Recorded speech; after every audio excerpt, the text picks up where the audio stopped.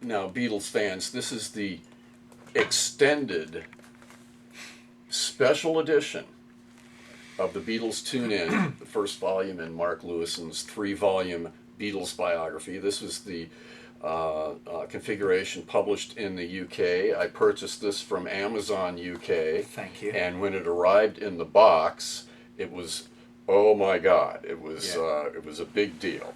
Yeah. So I've been waiting for this moment for 2.5 years. Right. So I am now going to open the shrink wrap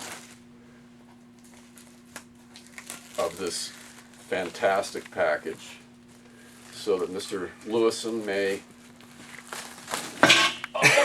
may break the glass. May break the glass.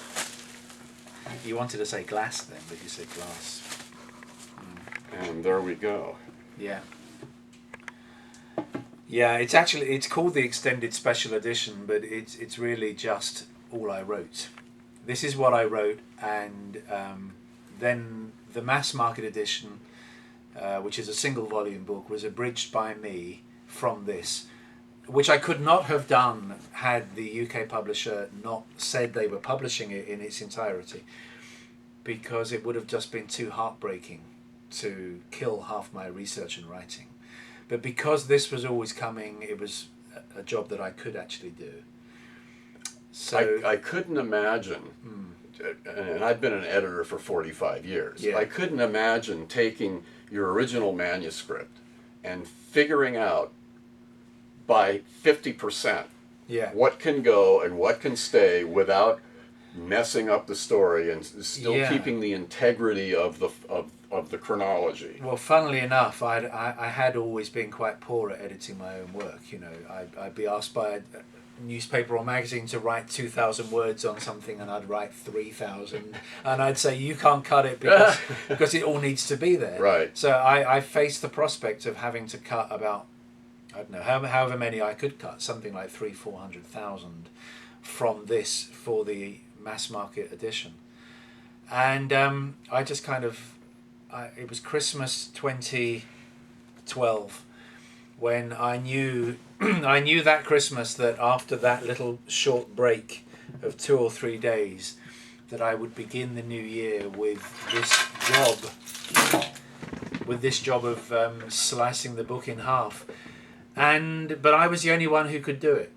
First of all, I had created the problem. Would you not delegate? You could not delegate this to someone else. No. You might as well just go shoot yourself. Well, the principal reason for not being able to delegate it was that it entailed deep knowledge of the content of the book, in that for every cut there is a ramification. Right.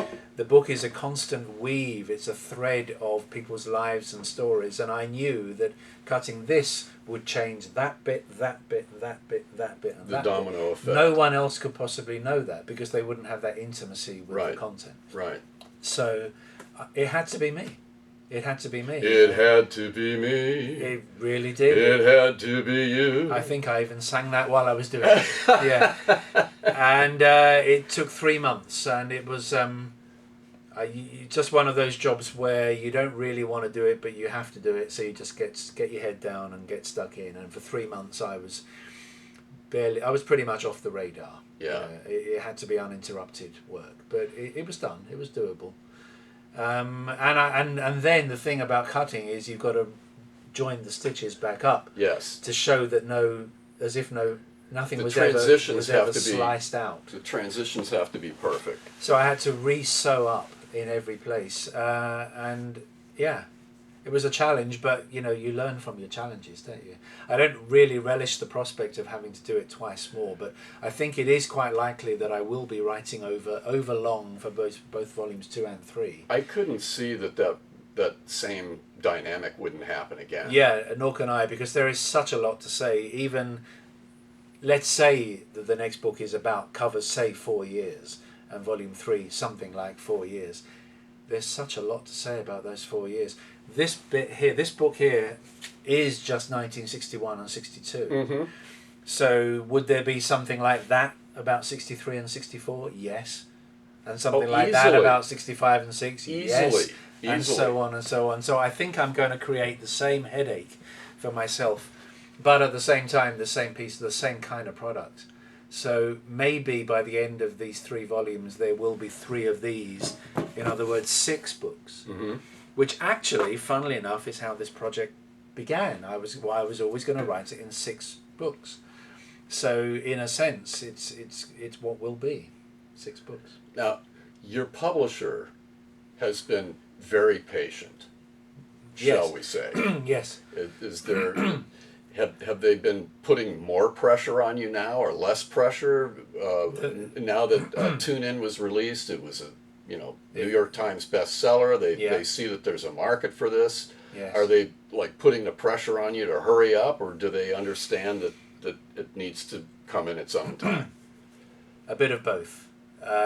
They recognise the extraordinary scope of this project. They recognise that they have no other book on their schedules anything like of this ambition or longevity. The reasons why they entered into a contract with me in the first place back in 2004 was that this was going to be something they would have as a prestigious title for many years to come. Right. Possibly forever. And on that basis, they want me to hurry up, but they recognise that this kind of work does take time. So they're gently applying some pressure, which I completely respect. I say they because I have 2 principal partners, which is a British publisher, Little Brown, and an American publisher, Crown. Right. Crown Archetype. They are reminding me that they are there and they're waiting, but they're not being so heavy-handed as to compromise the integrity of the work. So I respect very much the relationships I have with both partners. That's a real fine tightrope Yes. to walk. I think it's unusual that corporations will be that patient in 2016, and I recognise their trust in me and their high opinion of me, and I intend to reward them with 2 more blockbuster books. Sounds good. Well, Yeah. we can't wait. Yeah. So am I going to sign this for you? Yes, if you'd be so kind. Am I signing the box, the book, Why not? Everything? All? Sure. everything? Your inside leg? Okay, it's quite a thick pen for a book like this, but let's Okay, have a well, go. hold on. I think it's good for the box, but not necessarily for the book. How about... Well, if it's an ordinary pen, I have my own. Okay. A Parker. Perfect. A Parker, as endorsed by Lady Penelope. Okay. 2. Not the most inspiring bit of film, this. Me writing something. It's Providence, my friend.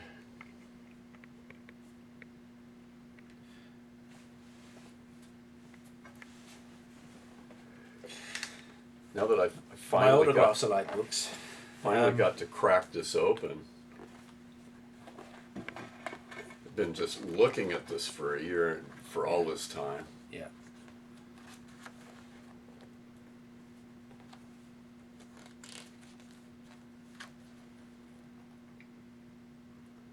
And the special edition has a larger group of photos, more photos in it. Yeah, than, it has, I think, 2 more photographic signatures than the trade edition, and every photo in this book is selected with great care, shall we say, Yes. in order to be editorially. in sync with the editorial. Right. Yeah. So the key people are, you get to see what they look like, and the story is advanced pictorially as well as in the typography. You know, I have to tell you, Mark, that in starting to read the book, and it starts in the 1800s. It's not like recent history. It's pretty much ancient history, and my first impression was, how the hell is this going to be relevant? Yeah. But immediately, almost within the first couple of pages, It took you that long? no, you realize Yeah. the story does start that far back, Yeah. and it's great the way that you bring it up to the present quickly enough to keep the interest of the reader, so they don't get bogged down in all this prehistory. But it's great context, because you really understand what the families were about, how the kids were raised, why they were raised differently. In each of the 4 different households, there were different things going on, and different socioeconomic things going on, and different. It's just the way that you were able to bring that piece of the puzzle, a piece of because pretty much everybody's knowledge of the Beatles is particularly in America, is 64 forward. So everything prior to that is still kind of a mystery. And particularly the pre-62 stuff it's absolutely very well laid out, and it's fascinating. It's vital. First of all, the family backgrounds. I mean, they're the Beatles, and the people immediately around them. They all are such interesting people, and it's almost no surprise, but still delightful to see what interesting family backgrounds they all have too. John Lennon's parents, both of them, they hardly knew John, in the sense that they were not primarily involved in his upbringing. Right. Certainly John's father, who didn't see him from when John was 5.5, until he was a Beatle, a famous Beatle. But they gave John a lot in his personality. I mean, he is the perfect blend of both his parents, and with an influence of Mimi as well, as the aunt, the guardian who brought him up. So looking at their life stories actually informs you about John Lennon, because you get to see what shaped him. And that applies to all of them. They all have fascinating family backgrounds. And in the case of grandparents and so on, well, they just have fascinating stories. I love the fact that going around Liverpool in the late 1800s was another John Lennon. Who also would stand up on the table in pubs and sing. He was another raconteur. Yeah, he was not a Kentucky minstrel, as some books would have you believe, which is ridiculous. But he was an entertainer in an amateur sense.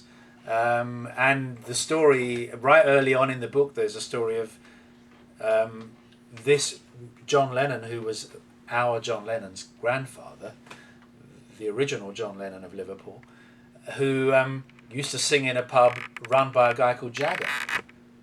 So you've got Lennon up on the table singing drunk in Jagger's pub in the 1890s. And although I established, because I had to, that this is no relation to Mick Jagger, I just love that analogy of Lennon in Jagger's pub in the 1890s. It's too perfect.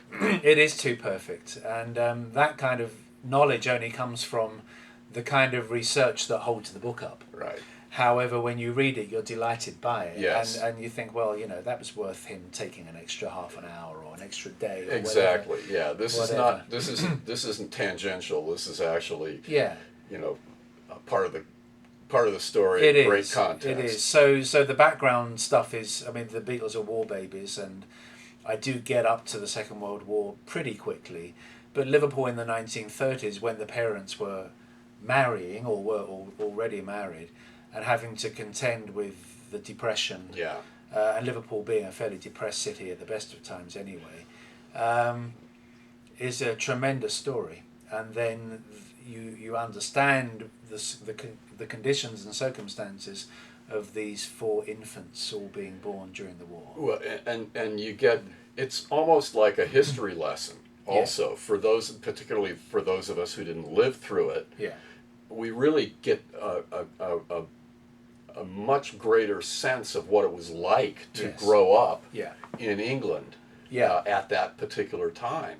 It has to be done by someone from Britain, because only a British person would really, truly understand the culture in every level. And the same is true the other way. I could never write the definitive book about an American person, because I don't understand the culture in which that person grew up. It's just not my culture. Right. I wouldn't get any of the cultural references, all the touchstones, all the elements of our lives which we take for granted because we live there, but are genuinely, literally foreign to an outsider. Yeah, all the business in the background that you wouldn't necessarily interpret, Yeah. but is being put there specifically as sight gags, inside jokes, and Yeah. so forth. Yeah. You know, you're not going to get It's all of that. I mean, they went. 3 of the Beatles went to grammar school. 4 if you count Pete. 5 if you count Stuart. I went to a grammar school, so I know. And it was only a few years after them. I know what going to an English grammar school is like. I wouldn't have a clue. No, and I wouldn't know what an American high school was like. So if I was writing about Bob Dylan, say, I mean, I would never really be able to crack the knowledge of what his school days were like. Right. But an American writer could. So I think that if you're looking to write something authoritative, it helps enormously if you're of the same nationality as the subject. Definitely.